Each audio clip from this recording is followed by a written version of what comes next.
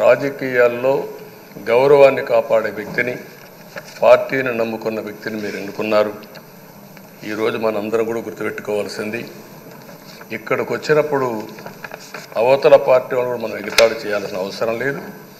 ప్రజలు పనిష్మెంట్ ఇచ్చారు. ఇదే హౌస్లో నేను చూశాను.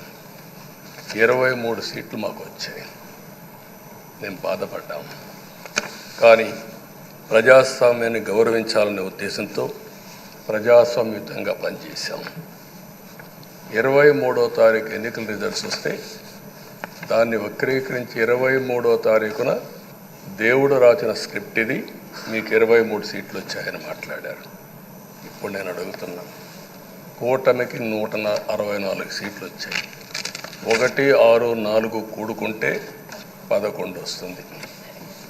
రాష్ట్రంలో దగ్గర 1631 రోజులు అమరావతి రైతాంగం ఆడబిడ్డలు ఉద్యమం చేశారు. ఆ 4 నెంబర్లు కలుపుకుంటే 1, 6, 3, 1 కలుపుకుంటే 11 వస్తుంది. అంటే ఇది కూడా భగవంతుడి స్క్రిప్ట్ అయినా కూడా నేను మాట్లాడడం లేదు, నేను కామెంట్ చేయడం లేదు. ఈరోజు ఉంటే వాళ్ళకు కూడా అర్థమయ్యేది. వాళ్ళు ఉండకుండా పోవడం అనేది వాళ్ళ పిరికితనం తప్ప ఇంకోటి కాదని చెప్పి కూడా నేను మీకు తెలియజేస్తున్నా. అయితే నేను ఇక్కడుండే సభ్యులను కూడా మిమ్మల్ని కోరుతున్నా, మనం ప్రజా సమస్యలపైన దృష్టి పెట్టాలి తప్ప వీళ్ళ మీద కాదని చెప్పి కూడా నేను మీకు తెలియజేసుకుంటున్నాను. ఆ రోజు పవన్ కళ్యాణ్ గారిని అసెంబ్లీ గేటు కూడా తాకనీయం అని పెద్ద పెద్ద డైలాగులు చెప్పారు. 21 సీట్లలో పోటీ చేస్తే 21 సీట్లని గెలిపించిన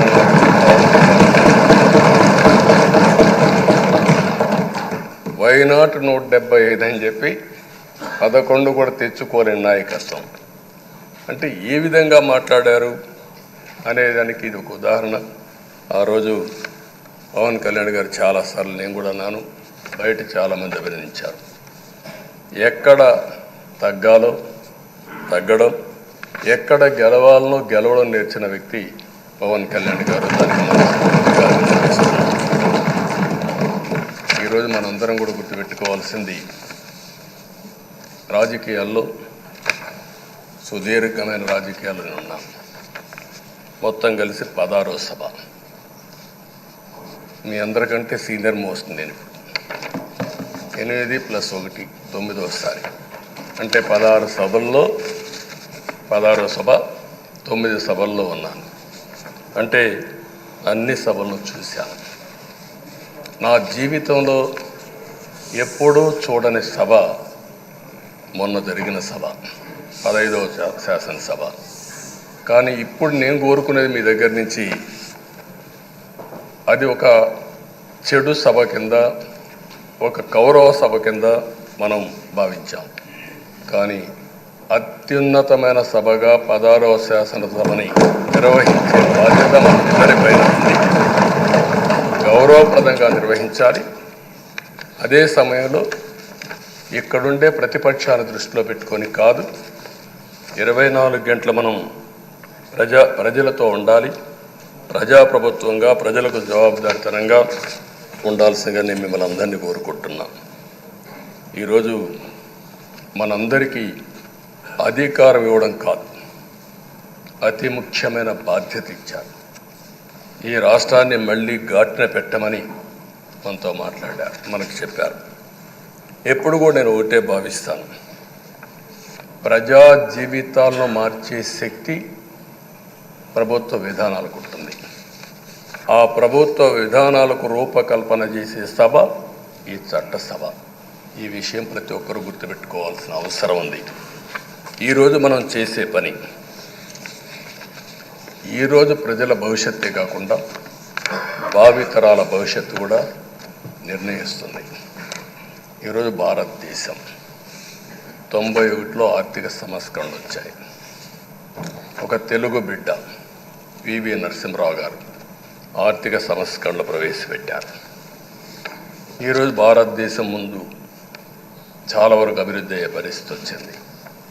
ఆయన ప్రవేశపెట్టిన ఆర్థిక సంస్కరణను నేను ఆదర్శంగా తీసుకొని ఆ రోజు ఉమ్మడి ఆంధ్రప్రదేశ్లో అనేక పాలసీలు తీసుకొచ్చాం, సంస్కరణలు తీసుకొచ్చాం.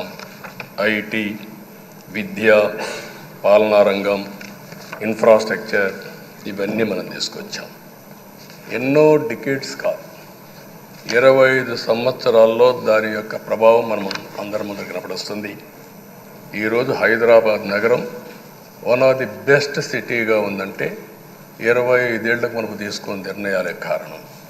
ఈరోజు నేను అందరినీ ఒకటే కోరుతున్నా, మీ అందరినీ, ఈరోజు భారతదేశం 5వ అతిపెద్ద ఆర్థిక వ్యవస్థ. ఇంకొక 4-5 సంవత్సరాల్లో ఎన్డీఏ ఆధ్వర్యంలో 3వ అతిపెద్ద ఆర్థిక వ్యవస్థగా తయారవుతుంది. 2047 వికసిత్ భారత్ ఎన్డీఏ నరేంద్ర మోడీ గారి కల అయితే, వికసిత్ ఆంధ్రప్రదేశ్ మనందరి కల కావాల్సిన అవసరం ఉంది. నాకు ఏమాత్రం అనుమానం లేదు, భారతదేశం ప్రపంచంలో అగ్రస్థానానికి వెళ్తాం. నెంబర్ 1 కానీ నెంబర్ 2 కానీ ఉంటాం. అదే సమయంలో మనందరి ఆశయం, మనం చేసే చట్టాలన్నీ కూడా తెలుగువారు ప్రపంచంలోని నెంబర్ 1గా ఉండాలని, ఆంధ్రప్రదేశ్ని జీరో పావర్టీ స్టేట్గా తయారు చేసి ఆర్థిక అసమానతలు తగ్గించే విధానానికి ఈ సభ శ్రీకారం చుట్టాలని కోరుకుంటూ, దానికి అయ్యన్న పాత్రుడు గారి అధ్యక్షతన మనం ముందుకు పోవాలని చెప్పి మనస్ఫూర్తిగా కోరుకుంటున్నాను. ఇంకొక పక్క ఈరోజు మీరందరూ కూడా గుర్తుపెట్టుకోవాల్సింది, ఈ సభలో దూషణలు, వెకిలి చేష్టలు అవి కాకుండా ఉందాతనంతో ప్రతి ఒక్కరం కూడా ముందుకు పోయే విధంగా కార్యక్రమాన్ని తీసుకుపోవాల్సిందిగా నేను కోరుతున్నాను. 16 సభలు మనం చూసాం. ఈ 16 సభలు మీరు చూస్తే ఆంధ్రప్రదేశ్ శాసనసభ హేమీలు వచ్చారు. అందులో టంగుటూరి ప్రకాశం పంతులు, ఎన్జి రంగా, నీలం సంజీవరెడ్డి, బెజవాడ గోపాల్ రెడ్డి, తెన్నేటి విశ్వనాథం, గౌత లచ్చన్న, పివిజి రాజు, ఉచ్చలపల్లి సుందరయ్య, అయ్యదేవర కాళేశ్వరరావు, చండ్ర పుల్లారెడ్డి, వావిలాలు గోపాలకృష్ణయ్య, మోటూరి హనుమంతరావు, గుంటూరి బాపనయ్య, కాకాని వెంకటరత్నం లాంటి ఉద్దండులందరూ వచ్చారు. వీళ్ళు కాకుండా పివి నరసింహారావు ఈ రాష్ట్రంలోనే పుట్టి కేంద్రం నుంచి ఆర్థిక సంస్కరణలు తీసుకొచ్చారు. ఇంకో పక్కన ఎన్టీ రామారావు గారు, ఒక చరిత్ర సృష్టించిన యుగ పురుషుడు ఎన్టీ రామారావు గారు. వీళ్ళందరూ మనకు ఆదర్శం కావాలని మనస్ఫూర్తిగా కోరుకుంటున్నాను. అందుకని ఈరోజు ఒక పక్కన చూస్తే చట్టసభల విలువ తెలిసిన వ్యక్తి అయ్యన్న పాత్రుడు గారు. అనేక సందర్భాల్లో ఒక్కోసారి ఆవేశాలు మెంబర్లో వచ్చాయి. అవన్నిట్లో మీరు కూడా భాగస్వాములుగా ఉన్నారు. కానీ ఈరోజు నేను కోరుకునేది, మీ ఆధ్వర్యంలో రాజ్యాంగ స్ఫూర్తి నిలుస్తుందని, ప్రజాస్వామ్యాన్ని కాపాడతారని, ఈ సభ హోందాగా నడుస్తుందని దాంట్లో నాకు ఏమాత్రం అనుమానం లేదు. ఆ నమ్మకం ఉంది. దానికి మరొక్కసారి మీ యొక్క ఆధ్వర్యంలో భగవంతుడు అన్ని విధాల మీకు ఆ శక్తినివ్వాలని, తప్పకుండా ఈ అసెంబ్లీ సెషన్స్లో ఈ 5 ఏళ్లలో రాష్ట్రానికి కొన్ని సమస్యలు ఉన్నాయి. వాటి మీద ఎక్కువ మనం ఫోకస్ పెట్టాల్సిన అవసరం ఉంది. రాజధాని కట్టుకోవాలి, పోలవరం పూర్తి చేసుకోవాలి, నదుల అనుసంధానం చేసుకోవాలి, పెట్టుబడులు రావాలి, మౌలిక సదుపాయాలు కలిగించాలి, బీసీలకు, బడుగు బలహీన వర్గాలకు న్యాయం చేయాలి. ఏది చేసినా పేదవాళ్ళ దృష్టిలో పెట్టుకొని ఈ అసెంబ్లీ చేసేటప్పుడు మీ అపారమైన అనుభవాన్ని మీరు ఉపయోగించుకొని ఈ సభను సక్రమైన దారిలో నడిపించడానికి మీరు దోహదం చేయాల్సిందిగా మిమ్మల్ని అందరినీ కోరుకుంటూ